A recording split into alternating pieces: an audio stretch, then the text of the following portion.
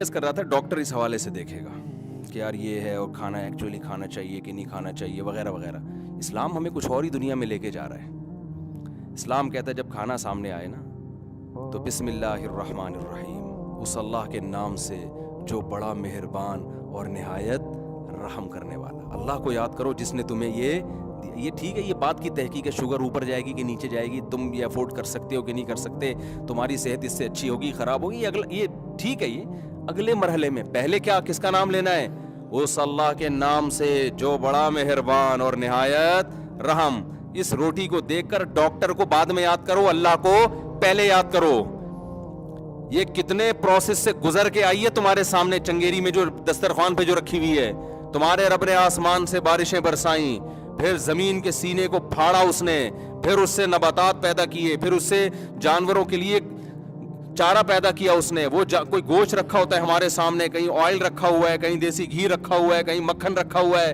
مَا كَانَ لَكُمْ أَن تُنبِتُوا شَجَرَهَا, قرآن کہتا ہے تمہارے دم میں نہیں ہے کہ تم ان درختوں کو اپنے ہاتھوں سے پیدا کرتے.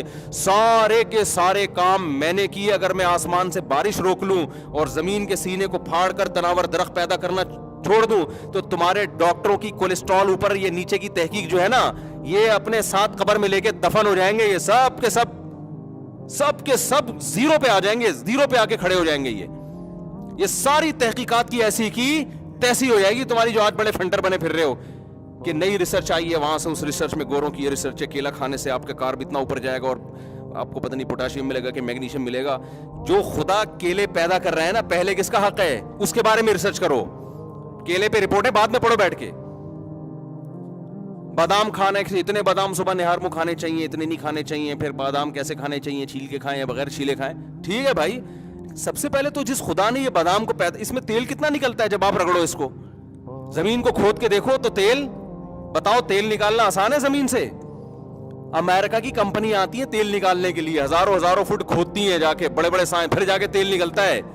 ورنہ زمین میں جب آپ کھودو تو گوبر, پانی, مٹی, تیل آپ کو زمین میں نظر نہیں آئے گا. لیکن اللہ فرماتے ہیں یُنبِتُ لَكُم بِهِ الزَّرْعَ وَالزَّيْتُونَ, تمہارا رب اسی گوبر, پانی, مٹی کے ملاپ سے کھیتیاں بھی پیدا کرتا ہے, زیتون کا تیل بھی پیدا کرتا ہے, اور سِبْغٍ لِلْآكِلِينَ, اور بہت سارے ایسے آئل پیدا کرتا ہے جو کھانے والوں کے لیے سالن کا کام دیتے ہیں. سارے اسی زمین سے پیدا ہو رہے ہیں بہت تھوڑے عرصے میں.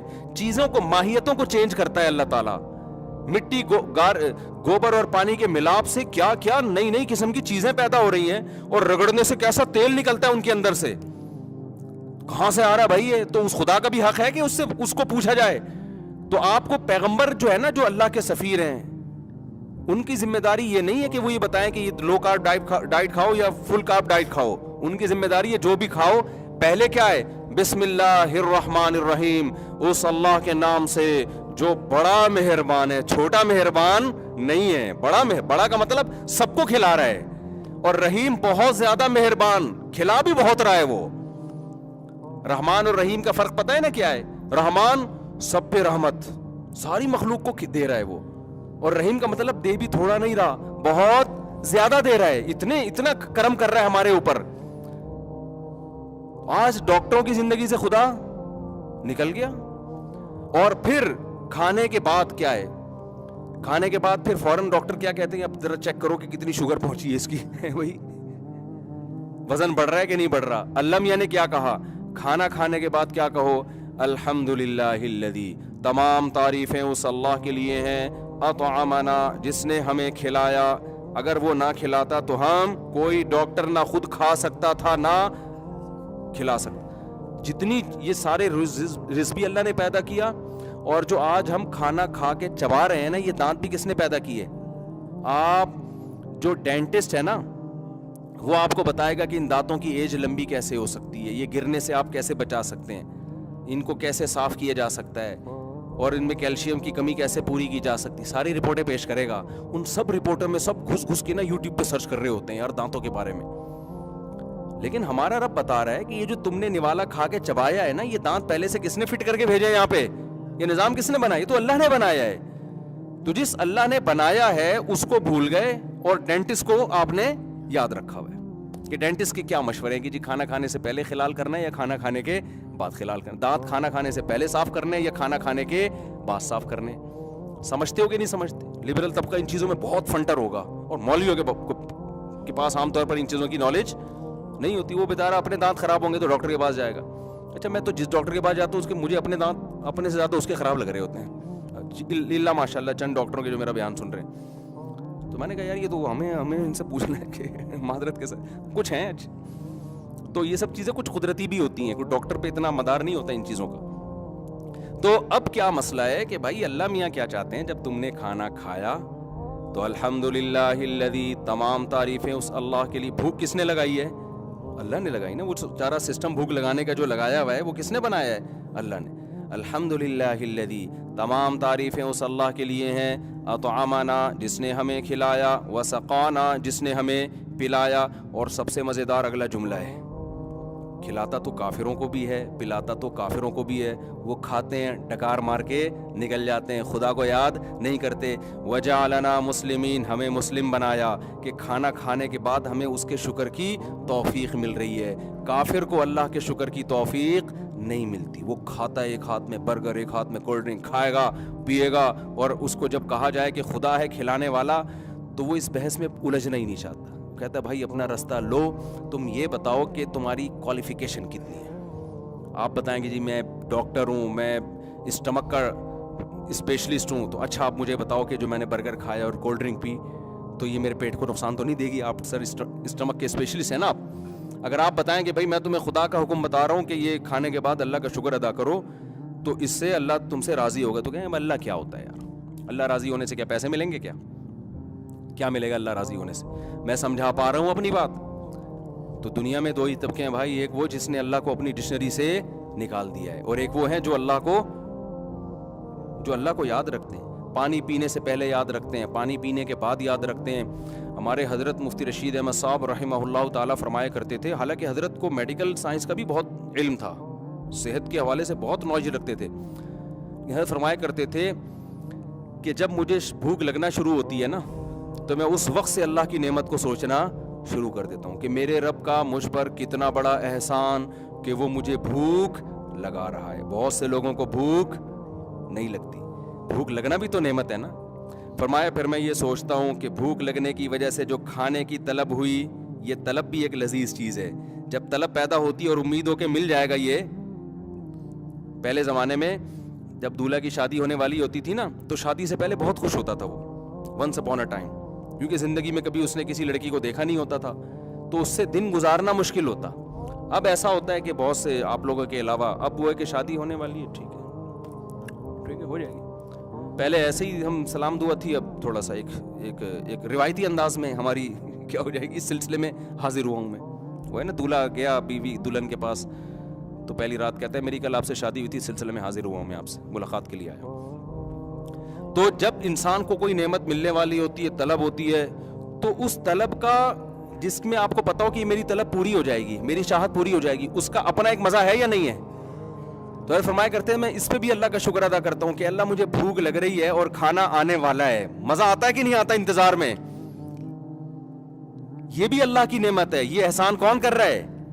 देखो एक लिबरल डॉक्टर तो अल्लाह को लिफ्ट कराने के लिए तैयार नहीं है भाई, उसका वो शुगर मीट लगा हुआ है अपना, कि यार मुझे भूख लग गई है, ऐसा ना हो शुगर और हाई हो जाए।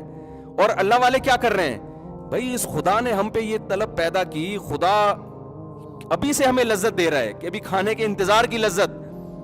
कहते हैं फिर जब खाना सामने आता है तो फिर जो उसकी खुशबू आती है उसकी एक अलग लज्जत है। फिर जब उसको चबाते हैं, खूब चबा के खाने को खाया करते थे, चबा के निगल लिया तो लज्जत, वो टेस्ट तो खत्म, तो खूब चबाते थे और चबाते हुए उसकी लज्जत को महसूस करते थे कि ये मेरा रब मुझे कितनी बड़ी नेमत दी है। और फिर उसको खाने के बाद जो एक सुकून मिलता है कि भाई भूख खत्म हो गई, उस भूख को खत्म होने के बाद एक अलग लज्जत के सुकून मिल गया, फिर उसके बाद मजे की नींद आती है इंसान को, वो एक अलग लज्जत। भूखे पेट मजे की नींद नहीं आती इंसान को, तो का एक खाने में सिर्फ फिर उसके बाद जो ताकत मिलती है बॉडी को, जब आप खाना खा के दोपहर को खास तौर पर सोते हैं उठते हैं, कैसे बॉडी में एनर्जी होती है कि नहीं होती। भूखे रमजान में मुझे याद है ना, कराची गर्मियों के रोजे तो बड़े सख्त होते हैं, तो रमजान में हमें याद है कि जब हम जब कैलूला करके उठते हैं तो ऐसे पावर होती है ना बॉडी में, थोड़ा सा बस मुंह धो, सुस्ती दूर हो जाए तो बड़ी ताकत। रमजान में जब आप 3-4 بجے اٹھو نا, ایسا لگتا ہے قبر سے مردے کو اکھاڑ رہے ہیں. گھر والے جب آپ کو اٹھا رہے ہوتے ہیں ایسا لگتا ہے قبر سے, اتنی بھوک سے حالت خراب ہوئی, اٹھا ہی نہیں جاتا. تو 1 گھنٹے تک آدمی نارمل نہیں ہوتا, تو طاقت آنے کے بجائے وہ بھوک کی وجہ سے اور وہ ہضم ہو جاتا ہے نا سب کچھ, تو اور زیادہ. پھر عصر کے بعد حالت دیکھا کرو, گرمیوں کے روزوں, سردیوں میں تو چلتا ہے, گرمیوں کے روزے میں حالت دیکھا کرو کیسے مرجھے آئے ہوئے ہوتے ہیں بڑے بڑے دہشت گرد, اور کیسے جناب ایسے بیٹھے. پھر ایک دم جب افطاری کے 2 لقمے 2 پکوڑے پیٹ میں جاتے ہیں ایک دم انرجی آتی ہے, اور پھر مغرب میں دیکھو کیسے پھدکتے ہوئے آ رہے ہوتے ہیں ایسے اسپیڈ سے. فرمایا کرتے تھے پھر اس کھانے سے جو جسم میں طاقت ملی ہے اس کو سوچتا ہوں کہ میرے رب نے مجھے یہ طاقت دی. اور مسلمان ایک اور چیز بھی سوچتا ہے کہ یہ سب کچھ سوچنے کی بھی توفیق دی اس اللہ نے مجھے, اللہ نے ہمیں یہ سب کچھ سوچنے کی بھی توفیق دی. کافر یہ ساری نعمتوں سے فائدہ اٹھائے گا, نہ زبان سے خدا کا شکر ادا کرے گا, نہ خدا کے بارے میں سوچے گا. جو ملحد کافر ہیں وہ تو ہے ہی نہیں, اور جو مشرک ہیں وہ بت پہ ڈال دیتے ہیں. وہ کس کو, جن کو خدا کا شریک بنایا ہوا نا اس پہ, کہ دیکھا ہم نے بھگوان کی وہ اس پہ گئے تھے نا, ہم وہ بت کے ہم نے آشیرواد کیا تھا نا, تو اس کی وجہ سے آج ہماری روٹی ملی ہے ہمیں. ہم جو فلاں بابے کے مزار پہ ہم نے جو بکرا چڑھایا تھا نا, اس کے نتیجے میں ہماری تنخواہ بڑھ گئی اور آج ہمیں یہ کباب پراٹھے کھانے کو مل رہے ہیں. تو نہ مشرک خدا کا شکر ادا کرتا ہے, نہ ملحد خدا کا شکر ادا کرتا ہے. اللہ کا شکر صرف توحید پرست ادا کرتا ہے جو ایک خدا کو مانتا ہے اور جس نے خدا کو یاد رکھا ہوا ہے. تو ہمیں اپنی زندگی میں میرے بھائی خدا کو لانا پڑے گا, اور علم حاصل کر کے آپ خدا کے قریب ہوں, خدا سے دور ہونے کی کوشش نہ کریں آپ. تبھی ہمارے نبی نے ہمیں یہ سکھایا, کوئی بھی امر عجیب ہونا تو ہمیں سبحان اللہ کہنا چاہیے, تاکہ ہم اس کو کس کی طرف لے کر جائیں. ہمارے لبرل لوگوں کو نا اب سبحان اللہ کہتے ہوئے شرم آ رہی ہوتی ہے. یہ حالت ہو گئی یونیورسٹیوں میں, کیا لوگ مولوی نہ سمجھنا شروع کر دیں, اللہ کی تعریف کرتے ہوئے شرم آ رہی ہوتی ہے.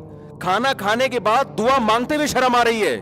پہلے تو صرف ٹوپی پہنتے ہوئے شرم آتی تھی نا, کہ لوگ کیا کہیں گے, فنڈامنٹلسٹ قسم کا آدمی ہے, کوئی مولوی ٹائپ کا لگ رہا ہے. اب ٹوپیاں تو سر سے گئیں, لیکن اب کیا ہے کہ جو تعریفی کلمات خدا کے لیے کہنے چاہیے وہ بھی آہستہ آہستہ ختم. شرم آ رہی ہے کھانے کے بعد دعا پڑھتے ہوئے, لوگ کہیں گے یہ تو مولانا ٹائپ کا آدمی ہے. میں اکثر ایک واقعہ سناتا ہوں نا, ہمارے محلے میں ایک صاحب تھے, ان کے کوئی لڑکی والے آئے رشتے کے لیے, تو وہ مؤذن تھے نہیں, کبھی کبھار جا کے شوق میں اذان دے دیا کرتے تھے. تو وہ مسجد میں آئے, انہوں نے اذان دے دی. مؤذن کو کہا یار میں اذان دینا چاہتا ہوں. انہوں نے کہا چلے یار تو دے دے. آج اذان دی ہے تو لڑکے کے ابا نے نا لڑکی والوں کو خوشی سے بتا یہ ہمارا بیٹا اذان دے رہا ہے. ان کا خیال تھا کہ یہ کہیں گے واہ یار یہ تو بڑا نیک آدمی ہے, ماشاءاللہ اذان بھی دیتا ہے, واہ بھائی. تو لڑکی والوں نے, یہ بات ہے میرا خیال ہے 25 سال پرانی بات ہوگی ہے, اس زمانے میں یہ حالات تھے. تو انہوں نے کہا بھائی یہ تو مولانا ٹائپ کا آدمی ہے, بھائی یہ تو اذان دے رہا ہے یار. اس بیس پہ رشتہ توڑا ہے, اس بیس پہ کیا کیا ہے, رشتہ توڑا ہے. تو اذان کہتے ہوئے شرم آ رہی ہے, اور اللہ کا نام لیتے ہوئے شرم آ رہی ہے, الحمدللہ کہتے ہوئے شرم آ رہی ہے. ٹوپی تو چلو ٹوپی تو فرض واجب نہیں ہے, ہم بھی کہتے ہیں کہ شرم آ رہی ہے تو جیب میں رکھ لو بھائی, تھوڑا بے شرم, سوری یعنی کہنے والے تو بے شرم بن جاؤ, بے شرم نہیں یعنی جس چیز سے شرم آ رہی ہے تو وہ جیب میں رکھ لو, ٹھیک ہے نا. لیکن جو چیزیں مستحبات میں داخل ہیں, اللہ اس کے رسول صلی اللہ علیہ وسلم کے احکامات ہیں, ان میں میرے بھائی ہمیں شرم نہیں آنی چاہیے, ہمیں شرم نہیں آنی چاہیے. شرم اس کو آنی چاہیے جو خدا کی نعمتوں کو کھا رہا ہے, اور کھانے کے بعد الحمدللہ الذی اطعمنا, نہ کھانے کی دعا یاد ہے کم وقت کو. مسلم ملک میں پیدا ہوا, ساری زندگی یہاں گزار دی, تجھے ایک ایک چیز کا پتہ ہے, لیکن تجھے یہ نہیں پتا کہ کھانے کے بعد خدا کا شکر ادا کرنے کا اللہ نے کیا طریقہ بتایا ہے. دعائیں یاد نہیں ہوتی لوگوں کو, چلو عربی مشکل ہے, اردو میں یاد کر لو. تمام تعریفیں اس اللہ کے لیے جس نے ہمیں کھلایا, جس نے ہمیں پلایا, اور ہمیں اس نے مسلم بنایا. عربی میں نہیں آتی, اردو میں یاد کر لو. تو اللہ چاہتے ہیں بھائی یہ علم آپ کو خدا سے دور نہ کرے بلکہ خدا سے قریب کرے, اور یہ علم انسان کو خدا سے دور کر رہا ہے, اس میں تکبر پیدا کر رہا ہے.